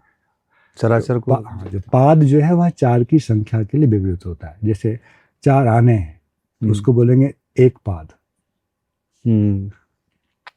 चौवन्नी जो है रुपये का चौथाई 1 पाद है, वह यह शास्त्रीय व्यवहार है। तो वो तो 84 का वर्णन करने के हरिवंश जी की वाणी जो है वह चतुरासी है, इस नाम से प्रसिद्ध है। ना तो वहाँ यमुनाष्टक की सत्ता है जिसे कि हरिवंश जी को संस्कृत का लेखक सिद्ध किया जा सके, ना ही गिरा शब्द वहाँ राधा रस सुधानिधि का वाचक है। संस्कृत में उनकी अन्य कोई रचना प्राप्त नहीं होती है, और यमुनाष्टक भी जब यह कलुषित काल है, जब इसको हड़पने का प्रयास किया जा रहा है, तब उनके नाम से आरोपित किया गया है। प्राचीन किसी हरिवंशीय सज्जन लेखकों ने इसका वर्णन नहीं किया है, और जहाँ एक नागरिक दास जी के लेखन में अनर्थ करने का प्रयास किया गया था, उसे तो सिद्ध कर दिया। वहाँ अष्टक मतलब यमुनाष्टक नहीं है, वो 84 के 8 की संख्या का द्योतक वाचक है। इसी तरह से मैंने एक दिग्दर्शन दिया कि कैसे कदर्थ पूर्वक जबरदस्ती कुछ से कुछ प्राचीन लेखकों ने लिखा है, यह सिद्ध करने का प्रयास करते हैं। अरे जब सिद्धांत विचार लिखते हुए ध्रुवदास जी ने राधा रस सुधानिधि की ओर भ्रूक्षेप भी नहीं किया, सारा मामला वहीं समाप्त हो जाता है। बस उसके बाद केवल यही सिद्ध करना रह जाता है किस काल खंड में किस प्रकार से ऐसा किया गया है। तो महाराज जी ये समझ में आया कि विवाद क्या है। कई सहस्त्र नहीं सैकड़ों वर्षों से ये विवाद है, ये समझ में आया। और इस विवाद का तथ्य क्या है वो भी अब मोटे मोटे समझ में आए। तो आपका जो ग्रंथ है उसमें आपने दोनों ही पक्षों के जितने भी प्रमाण उनका संकलन आपने उस पक्ष के लेखकों ने जो कुछ भी प्रमाण के रूप में तर्क के रूप में उपस्थापित किए, सबका संकलन किया है। कोई भी जो मेरी दृष्टि में जो कुछ भी आया है किसी को मैंने छोड़ा नहीं, और इधर के पक्ष का भी। और उसका किस प्रकार सत सिद्धांत से, सत तर्क से, सत प्रमाण से निराकरण हो सकता है वह हमने दिखाया है। उनका एक अभिमान है कि हम सिद्ध करेंगे कि ध्रुवदास जी ने लिखा, सेवक जी ने लिखा, पूरा पूरा विस्तार पूर्वक, कहीं संशय ना रहे पाठकों को, पूरा पूरा उद्धृत, सिद्धांत विचार मैंने पूरा उद्धृत किया, कल बोल के छोड़ नहीं दिया। अच्छा। पूरा दिखा रहा हूँ सिद्धांत विचार, ध्रुवदास जी वाला जो सिद्धांत विचार पढ़ लो। ऐसे सेवक वाणी का वाणी प्रकरण है, पूरा उद्धृत करके दिखाया है। जहाँ प्रतीकात्मक चतुरासी के पदों को लिख रहे हैं, सुधा निधि क्यों गायब है? और यदि सुधा निधि होता तो उसके लिए अलग से प्रकरण लिख लेते हो। ऐसा क्यों है? जब वे लोग उसके बिना लिख सकते हैं तो आप लोग क्यों नहीं लिख सकते हैं आज? तो यह आज एक सत्यनिष्ठा का विषय नहीं रह गया है, प्रतिष्ठा का विषय बन गया है। मेरा उद्यम सत्य के निरूपण के लिए है, किसी की प्रतिष्ठा की हानि के लिए मेरा उद्यम मान अपमान या किसी की प्रतिष्ठा का नहीं। ये इतिहास का शोध है कि जो इतिहास में घटनाएं हैं उनको उसी स्वरूप में रहना चाहिए। इससे क्या होता है, वस्तुतः आचार्यों के प्रति अपराध होता है। असत्य का आश्रय लेकर के जब हम कुछ चिंतन करेंगे तो आचार्यों, जिस आचार्य की जो महिमा है उसके प्रति अपराध नहीं होगा। बिल्कुल बिल्कुल होगा। तो मेरे उद्यम का एक प्रयोजन यह भी है कि यह असत का पक्ष लेकर के चिंतन करने वाले लोगों के द्वारा जो वैष्णव अपराध घटित होगा उससे उनकी रक्षा करूं। और सत्य को प्रदर्शित करना तो है ही हमारा एक उद्देश्य, उसके साथ साथ यह भी उद्देश्य है। और आपस में जो विवाद चल रहा है यह समाप्त हो, इसको प्रतिष्ठा का विषय हम ना बनाएं। और यह संयोग से सनातन धर्म का एक दुर्भाग्य कहता हूँ। उत्कर्षता, अपनी प्रतिष्ठा, इसके लिए हम आपस में बहुत उलझते हैं, जबकि समरसता होनी चाहिए। मुझे ऐसा लगता है जैसे आपने इस ग्रंथ को तैयार किया है, ऐसे विषय जब भी उपस्थित हों तो हमारे सभी हिंदू समाज को, मतलब सभी संप्रदाय, क्योंकि सारे संप्रदाय हमारे हैं, हित हरिवंश भी हमारा है, गौड़ीय संप्रदाय भी हमारा है, सारे संप्रदाय हमारे हैं। तो ऐसे ग्रंथ, ऐसे शोध या ऐसी इतिहास की विवेचना जब जब उपस्थित हो तो सब लोगों को हृदय बढ़ा करके सत्य का आग्रह करना चाहिए। हमने ग्रंथ में इस चीज का ना कि इस विषय को या ऐसे ग्रंथ के उपस्थित या ऐसे विषयों के उपस्थित होने पर उसको मान अपमान या प्रतिष्ठा का विषय बनाना चाहिए। हमने इसलिए ग्रंथ, और यही संत प्रवृत्ति भी है। अगर इसका अनुकरण करेंगे कि जब भी सत्य उपस्थित हो तो सत्य का आग्रह करें, ये मार्ग दिखाएंगे, तब समाज उसका करेगा, अपने विषयों में सत्य का आग्रह करेगा। नहीं तो जब समाज ये देखता है कि यार संप्रदाय ही आपस में उलझे हुए हैं तो समाज को गलत संदेश जाता है। जब समाज ये देखता है कि जिन आचार्यों को, जिन संप्रदायों को हम फॉलो करते हैं, जिनसे हम अनुकरण करना सीखते हैं, जिनसे हम भगवत प्राप्ति का मार्ग सीखते हैं, वो संप्रदाय ही जब मान अपमान और प्रतिष्ठा के लिए आपस में उलझते हैं तो उनकी भगवत निष्ठा में कहीं ना कहीं कचोटता आती है। उनको लगता है कि कहीं हम गलत मार्ग पे तो नहीं। मार्ग गलत ना भी समझें तो भी अंदर एक व्यथा होती है। व्यथा होती है कि इसका सत परिणाम नहीं होगा, असत परिणाम ही होगा। नहीं, कहीं वो होता है कई, और असत परिणाम कई प्रकार से होते हैं। हाँ, तो महाराज जी, विवाद जो था वो समझ में आया और उसमें तर्क क्या है और प्रमाण क्या है ये भी समझ में आया। अब आप थोड़ा सा ये बताइए कि आपका जो ग्रंथ है श्री रस सुधा निधि, इसमें क्या क्या है? इस ग्रंथ का मुख्य विषय तो यही है कि सुधा निधि के लेखक कौन है।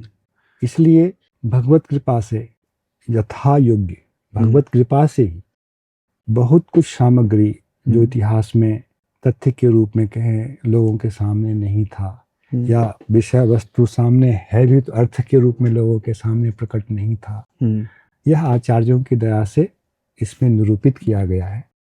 उसका मुख्य अंश इस प्रकार से है। हरिवंश जी सुधा निधि के लेखक अपने ही संप्रदाय के जो तत्कालिक आचार्य उनकी दृष्टि में क्यों नहीं है, और प्रबोधानंद क्यों हैं? क्योंकि उन जिन्होंने हरिवंश जी को नहीं लिखा है लेखक रूप में, उन्होंने जिस प्रकार व्यास जी ने कवि की भाषा में लिखा है सुधा निधि का लेखक, उसी भाषा में उन्हीं हरिवंशीय पक्ष के लेखकों ने प्रबोधानंद को इसका लेखक लिखा है। अच्छा। हम्म, यहाँ इसका विस्तार नहीं करूंगा, इसके लिए ग्रंथ का अनुशीलन किया जाए। किया जाए। और प्रबोधानंद किस प्रकार इसके लेखक हो सकते हैं, बाह्य प्रमाण तो यह हो ही गया, आभ्यंतर प्रमाण जिसको मैंने कहा प्रबोधानंद की अन्य रचनाओं के साथ जो सुधानिधि की तादात्म्यता है, भाषा शैली व्याकरण बहुत चीज है उसमें, बहुत चीज है, इसका विस्तार से प्रतिपादन किया है। फिर एक अंश है कि स्वयं हरिवंश जी, चर्चा पहले हो गई, स्वयं हरिवंश जी अपनी रचनाओं के आधार पर क्यों सुधानिधि के लेखक नहीं हो सकते हैं। अच्छा। इसके बाद कुछ सैद्धांतिक विषय हैं जिसको कि उस पक्ष के लेखकों ने बड़ा तूल दिया है, सुधानिधि के अर्थ को विकृत किया है। एक बड़ा सा अध्याय है उस पर कि जितने भी सिद्धांत आप सुधानिधि से अपने पक्ष में सिद्ध करने का प्रयास कर रहे हैं, एक तो यह श्री हरिवंश जी की अपनी रचना में नहीं है जो प्रसिद्ध है, और इसका एक एक अणु के अंश के बराबर भी कोई विचार है तो सबको प्रबोधानंद की दूसरी रचना से मैं सिद्ध कर रहा हूँ। अच्छा, सिद्ध कर रहा हूँ। और कहाँ आप लोगों ने सुधानिधि के साथ भी आर्थिक अत्याचार किया है। प्रबोधानंद जी क्या लिख रहे हैं आपको समझ में नहीं आया है, ग्रंथ को तो अपना लिया पर ग्रंथ का जो गूढ़ भाव है समझ में नहीं आया है। इसको मैं प्रबोधानंद की रचना से दिखा रहा हूं कि यहाँ प्रबोधानंद जी अमुक श्लोक में क्या कह रहे हैं। श्लोक यथायथ सुधानिधि के श्लोक 98% प्रबोधानंद के दूसरी रचनाओं में प्राप्त होते हैं। अच्छा, ये स्थिति है। इसको वे यह कहकर उड़ा देना चाहते हैं कि प्रबोधानंद जी हरिवंश जी के शिष्य थे इसलिए मिलता है। दिखाइए संस्कृत बांग्ला में ऐसा कहाँ होता है। और एक नहीं, ये श्लोक,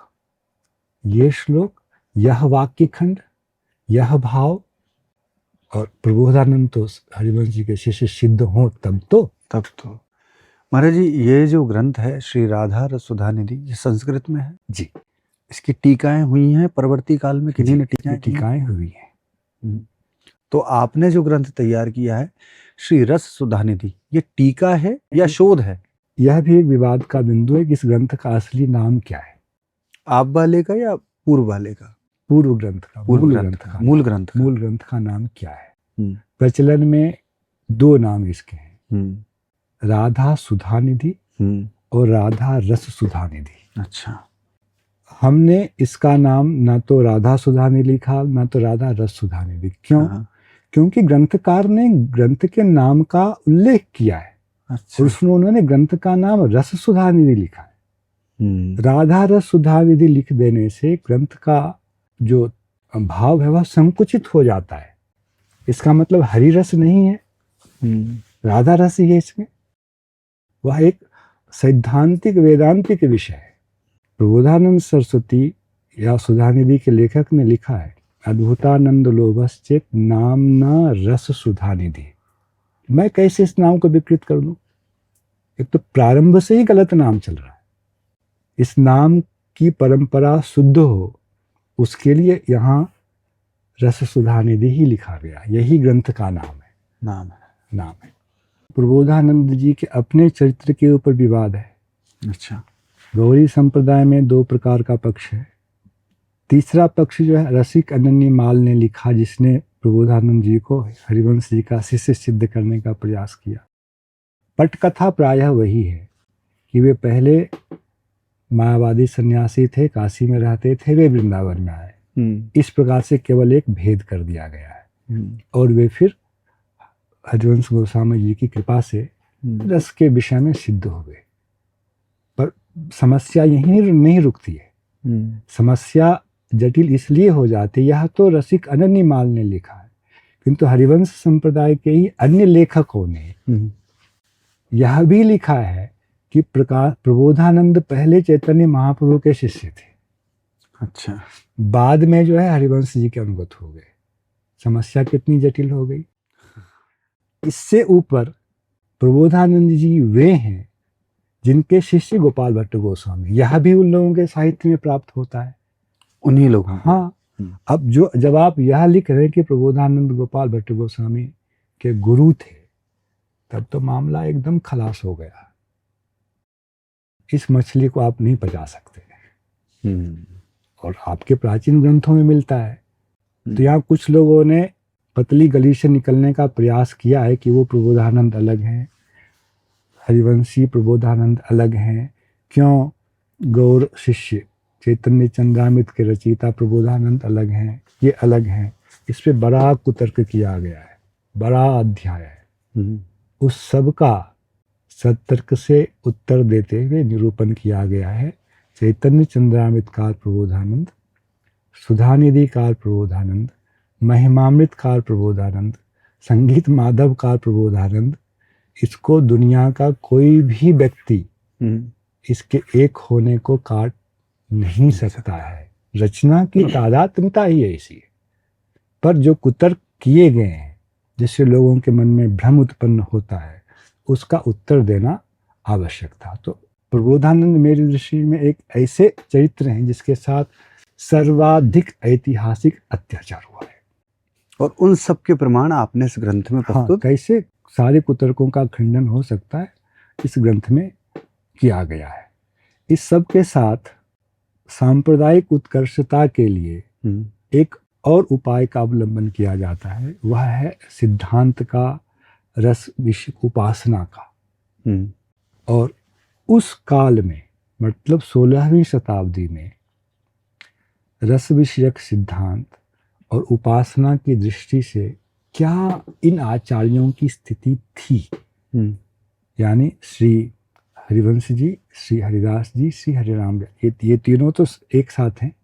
तो हरिराम व्यास जी की वाणी के द्वारा इस विषय का निरूपण किया गया है कि परवर्ती काल में किस प्रकार हरिवंश जी के अनुयायियों ने भी और स्वामी हरिदास जी के अनुयायियों ने भी अपने मूल आचार्यों के मत से हटकर संप्रदाय की उत्कर्षता के लिए नवीन मत का निर्माण किया। अपने आचार्यों के सच्चे अनुगत ये नहीं है।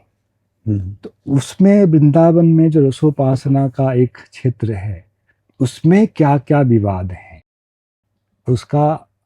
उसकी वास्तविकता क्या है, और उसका पटाक्षेप भी क्या हो सकता है, कैसे हो सकता है। व्यास जी की वाणी, हरिवंश जी के साक्षात शिष्य, प्रमुख शिष्य, कई सैद्धांतिक विषय, उसमें एक बड़ा विषय आता है। ये दोनों पक्ष कहते हैं कि हमारे राधा कृष्ण जो है ये पौराणिक नहीं है। अच्छा, हाँ, हमारे राधा कृष्ण पौराणिक नहीं है, हमारे आचार्य ने कहा उससे अतीत है। तो ये बहुत दुखदाई विषय होता है। और वृंदावन में महिमामृतकार लिख रहे हैं हमारी राधा तो पुराण की है, प्रमाण दे रहे हैं, प्रमाण दे रहे हैं। तो इस पर एक जो सैद्धांतिक विवाद है, उस अध्याय का नाम है सैद्धांतिक विवाद और वास्तविकता। तो आपने कुल मिला के इतिहास, विवाद, तर्क, तथ्य, प्रमाण, विसंगति और पटाक्षेप, इन सब चीजों को संकलन करके एक ग्रंथ, यह ग्रंथ है, सर्वांगीण है। कितने पेज का बन पड़ा है महाराज जी? यह पुस्तक A4 साइज की किताब को हम सोचें यदि, हाँ, तो 1008 पेज की किताब है। बहुत भारी ग्रंथ है, विस्तृत ग्रंथ है। और कुछ जो आप इस ग्रंथ के बारे में बताना चाहें, कुछ विशेष? पाठकों से, श्रोताओं से भी मैं यह अनुरोध करूंगा, सत्य को समझने के लिए इसे पढ़ें। विवाद का अपना एक तरीका है, जिसने जैसे विवाद किया उसको उसी भाषा में उत्तर भी देना पड़ता है। हमारे सामने ललकार थी, किसी ने ललकार दिया है कि हमने लिखा है, हमारा आज तक किसी ने खंडन नहीं किया है। तो वो एक साहित्यिक महासमर है, वहाँ से हमें सार को ग्रहण करना है, सत्यनिष्ठ होकर के, सरल हृदय होकर। सरल हृदय होते हैं तो सत्य हमारे हृदय में प्रविष्ट होता है, कुटिल होते हैं तो सत्य हमारे हृदय में प्रविष्ट नहीं होता है। और इसका प्रयोजन यह है कि वृंदावन के रसिक संप्रदायों के मध्य ही जो एक आपसी संघर्ष चलता है खींचतान है इन जो। विषयों को लेकर के, वहां उन आचार्यों के मध्य ऐसी स्थिति नहीं रही है। हम क्यों जबरदस्ती बलात् एक संघर्ष की को उपस्थित करने का प्रयास कर रहे हैं? हाँ। उसको हटाए। यदि तनिक सैद्धांतिक मतभेद भी किसी अंश में हो तो वह संघर्ष का कारण नहीं बनना चाहिए। और आने वाली पीढ़ियों को, सनातन की जो आने वाली पीढ़ियां हैं, उनके लिए कोई ऐसा उदाहरण नहीं छोड़ना चाहिए कि कभी किंचित मात्र भी आपस में कोई संदेह या संघर्ष रहा है। उनका पटाक्षेप होना चाहिए, ना कि जो संदेह या संघर्ष रहा ही नहीं उसको एक बड़ा ऐसा संघर्ष बनाकर आने वाली पीढ़ियों को प्रस्तुत कर दिया जाए। यह हुआ है। उपासना की दृष्टि से एक मतभेद चलता है। किसी ने ऐसा लिखा, स्वामी हरिदास जी की उपासना केवल निकुंज की उपासना है। अच्छा। श्री हरिवंश जी की उपासना वृंदावन की उपासना, मतलब उनके कृष्ण निकुंज से बाहर भी आते हैं, वृंदावन में भ्रमण करते हैं। हमारे कृष्ण तो निकुंज से ही बाहर नहीं आते। और ये किसका मत है? लोगों ने ऐसा लिखा है। हाँ, अच्छा, हाँ। एक हरिदासी आचार्य में रूप सखी जी, उन्होंने ऐसा लिखा है। रूप सनातन ने तो ब्रज लीला का वर्णन किया, हरिवंश जी ने वृंदावन लीला का वर्णन किया, और हरिदास स्वामी जी ने निकुंज लीला का वर्णन किया, और वही सबसे अधिक प्रशस्त है। तो यहाँ उपासना की दृष्टि से एक तारतम्य को लाने का प्रयास किया गया है, जिसमें ब्रज लीला का वर्णन करने वाले भागवत पुराण इसको किंचित निकृष्ट श्रेणी में रखने का प्रयास किया गया है, जबकि यथार्थता, वास्तविकता यह है कि स्वामी जी के, हरिदास स्वामी जी के अपने पदों से ही ब्रज लीला की सिद्धि होती है। अच्छा। जहाँ श्री कृष्ण जो हैं इन लोगों से दधी चोरी छीना झपटी की लीला करने वाले होते हैं। हरिवंश जी की चौतरासी तो ब्रज लीला ही है। जबरदस्ती उनके अनुयायियों ने यह सिद्ध करने का प्रयास किया है कि ब्रज लीला को पूर्व पक्ष प्राथमिक स्तर के लोगों के लिए लिखा गया है। पूरा सुधानिधि तो ब्रज लीला का ग्रंथ आरंभ होता है विश्वभानु नंदिनी के नाम से, तो वो तो ब्रजवासिनी है। अंत होता है विश्वभानु नंदिनी के नाम से। सारा ग्रंथ उनसे व्याप्त है। फिर यह कहना कि यह ब्रज लीला का ग्रंथ नहीं है, इस तरह का एक विभ्रम उत्पन्न कर दिया गया है लोगों के। और नए लोग जो जुड़ते हैं, सबसे पहले यही भावना उनके हृदय में भरी जाती है कि हम अलग कैसे हैं। तो इन सभी संदेहों का पटाक्षेप, निराकरण कैसे हो सकता है, यह एक अतिरिक्त विषय हमारे ग्रंथ में है जो नाम के अंतर्गत इंक्लूड नहीं होता है। और भाषा क्या है आपके ग्रंथ की? भाषा हिंदी भाषा है, पर क्योंकि राधा रस सुधानिधि, वृंदावन महिमा, प्रबोधन के ग्रंथों का इसमें प्रचुर योगदान है, तो संस्कृत भाषा का भी बहुत प्रयोग है। अच्छा। और वाणी साहित्य जो है उससे भी चीजों का प्रदर्शन है, तो ब्रज भाषा का भी प्रयोग इसमें प्रचुर है। महाराज जी, आपके इस ग्रंथ के लिए बहुत बहुत शुभकामनाएं। ठाकुर जी श्री राधा रानी श्याम सुंदर इस ग्रंथ को अपने चरणों में स्वीकार करें, और ये ग्रंथ जितने भी भ्रम हैं उनको हटाने वाला, उनको मिटाने वाला प्रमाणित हो, ऐसी मेरी आपको शुभकामनाएं हैं। और बाकी तो सब राधा रानी ठाकुर जी श्याम सुंदर हैं, वही करवा रहे हैं, वही करेंगे, और वही आगे जो व्यवस्थाएं। श्रोताओं से भी हमारा अनुरोध यही रहेगा कि सत्य के प्रति दृष्टि रखें, सत्य को स्वीकार करें, क्योंकि विजय सत्य की ही होती है। और भावनाओं से अधिक सत्य का आग्रही होना आवश्यक है। क्योंकि भावनाओं में बह के आपने किसी भी विषय को, सांसारिक विषय भी हो सकते हैं, आपने उसको कर दिया, तो आने वाली पीढ़ियों के लिए वो बहुत अधिक समय बीतता जाएगा और भ्रम बढ़ता ही जाएगा। एक समय रहते कुछ भ्रमों का आपसी प्यार प्रेम से सामंजस्य निराकरण होना आवश्यक है। किया गया तब तो वह आज नासूर बन के सामने उपस्थित है। छोटा सा घाव नहीं रहा, वह नासूर बन गया है। बाहर से कितनी भी लिपा पोती की जाए, अंदर वह आग जल रही है। मतलब इतना वैमनस्य उत्पन्न हो चुका है। आंतरिक वो है, वो सबको, उन सभी अग्नियों का यह समन करने वाला हो। इतने तथ्य इसमें ठाकुर जी की दया से, आचार्यों की दया से प्रस्तुत किए गए हैं। इसलिए यह प्रेम सूत्र में सबको जोड़ने वाला भी होगा यदि लोगों की सत्य के प्रति निष्ठा होगी। ऐसे ही अनेक प्रकार की किंवदंतियां कालांतर में जुड़ती चली जाती। तथ्य क्या रहा है, उसकी वास्तविकता क्या रही है, प्राचीन स्रोत क्या कह रहे हैं। हम लोगों में एक रोग है, हम चमत्कार को नमस्कार करते हैं। किसी व्यक्ति की महिमा को प्रदर्शित करने के लिए चमत्कारिक घटना का होना आवश्यक मानते हैं और ये चीजें जुड़ती चली जाती, समय के साथ बढ़ती समय चली के जाती हैं। साथ। वो इतना था, इतना हो जाएगा, समय के साथ और बड़ा हो इसके जाएगा। साथ भावना का गुब्बारा इतना फूलता चला जाता है, इतना फूलता चला जाता है, उसको स्पर्श करने से भी डर लगता है। बहुत टीस होती है। क्यों स्पर्श किया गया? तो भावना एक पक्ष है, सत्य एक पक्ष है। एक पक्ष है। हमने सत्य को प्रदर्शित करने का उद्यम किया है। निर्णय तो पाठकगण लेंगे। आपके इस ग्रंथ को ठाकुर जी राधा रानी श्री चरणों में स्वीकार करें। ये ग्रंथ भ्रम को मिटाने वाला साबित हो, ये आपकी शुभकामना है, यही ठाकुर जी राधा रानी से प्रार्थना है।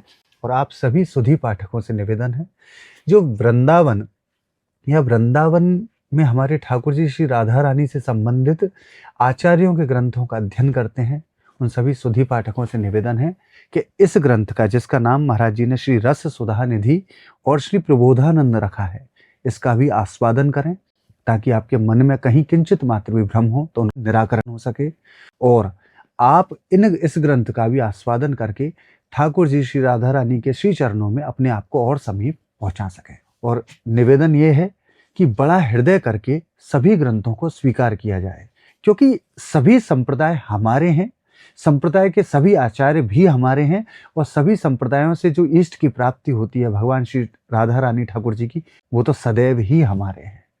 राधे राधे। राधे राधे महाराज। राधे राधे।